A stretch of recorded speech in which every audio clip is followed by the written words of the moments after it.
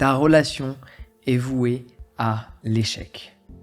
Parce qu'elle est basée principalement sur l'émotionnel. Évidemment, on veut vivre le conte Walt Disney ou Hollywood. Par ce fait, on veut absolument se préoccuper de la magie, de la connexion entre deux individus. Et on ne veut surtout pas se préoccuper de la rationalité d'une relation. Est-ce que être ensemble a du sens ? Est-ce que ça va fonctionner sur un aspect pragmatique ? Non, l'amour, c'est pas ça. L'amour, c'est la magie. C'est la subtilité, c'est ce qui se voit pas, ce qui se ressent. Pourtant, les gens se marient dans l'émotion, mais divorcent toujours dans les chiffres.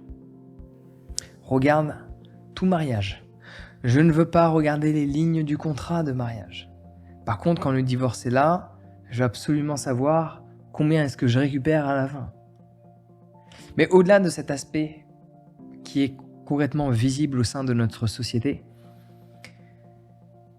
ce qu'il faut réaliser, c'est que, évidemment, on peut avoir une relation fusionnelle, amoureuse, pleine de connexions, on se voit au restaurant, on va chez l'un, on va chez l'autre. C'est génial. Mais quand il y a vie commune, même si tu as la plus belle connexion avec qui que ce soit, et que cette personne, par exemple, ne fait strictement rien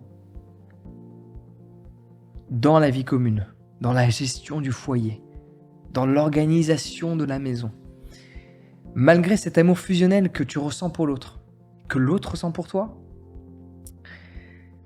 à un moment donné, tu vas vite être rattrapé par la réalité. C'est pour ça qu'il faut réfléchir sur l'aspect rationnel. Admettons, tu veux pas d'enfant, alors tu vas peut-être changer d'avis en fonction de l'âge que tu as et plein d'autres facteurs, mais si tu es persuadé de ne pas vouloir un enfant, tu te mets avec quelqu'un qui en veut, malgré l'alchimie qu'il peut y avoir, à un moment donné, il va y avoir une problématique. Tu veux vivre en ville, elle veut vivre à la campagne ou vice-versa, même problématique. En fait, il y a des événements, il peut y avoir une grande connexion, une connexion forte, mais si cela ne fonctionne pas dans le quotidien et que tu l'ignores parce qu'en fait tu ressens cette émotion, je peux te garantir que cette relation est vouée à l'échec. Hollywood nous a vendu cette idée de relation parfaite. Mais en soi, on a tous nos habitudes, on a tous nos petites mimiques, et de par celle-ci, ça peut matcher ou pas avec une autre. Il faut réfléchir à une relation si elle peut fonctionner sur un aspect pragmatique. Est-ce que dans le quotidien, ça peut fonctionner ? Je peux être par exemple fou d'amoureux de quelqu'un, mais cette personne a un caractère qui, une fois qu'on s'installe ensemble, qu'on a une vie commune, des amis communs, des amis séparés, des amis individuels, enfin tu vois, on a des amis qu'on se partage, et des amis qu'on ne partage pas ou ça n'intéresse pas l'un ou l'autre. Il faut réfléchir sur l'aspect pratique des choses. Parce qu'une relation, ça ne se vit pas dans la fantaisie toute l'année. Une relation, ça se vit dans le concret toute l'année. Une relation, à un moment donné, normalement, on se met à vivre ensemble. Il y a des gens qui ne sont pas pour cette notion-là, mais normalement, la continuité d'une relation hétérosexuelle, c'est de fonder un foyer. Et ça, c'est pas Hollywood qui nous l'a créé.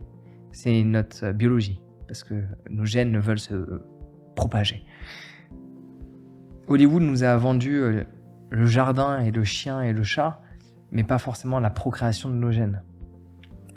Mais donc du coup, il faut réfléchir sur l'aspect rationnel de vie commune. Est-ce que ça peut fonctionner ? Est-ce que son caractère va fonctionner sur le long terme ? Est-ce que ses manies, est-ce que ses habitudes, ça va matcher ? Évidemment, il y a plein de gens, je sais très bien ce qu'ils se disent. Oui, mais du coup, tu en perds la beauté, tu en perds le coup de foudre, etc. Mais il faut réfléchir sur l'aspect pragmatique. À moins que tu veux rien développer avec cette personne-là. Mais quand tu cherches à développer quelque chose, il faut imaginer un petit peu la route que vous pouvez prendre ensemble. Et peut-être que cette personne, en fait, n'a absolument pas envie de prendre ta route. Peut-être, toi, tu te dis, allez, on va déménager, vivre au bord de l'océan ensemble par la suite, etc. Et cette personne ne se voit absolument pas partir de Paris. Sa famille est là, et elle la voit toutes les semaines.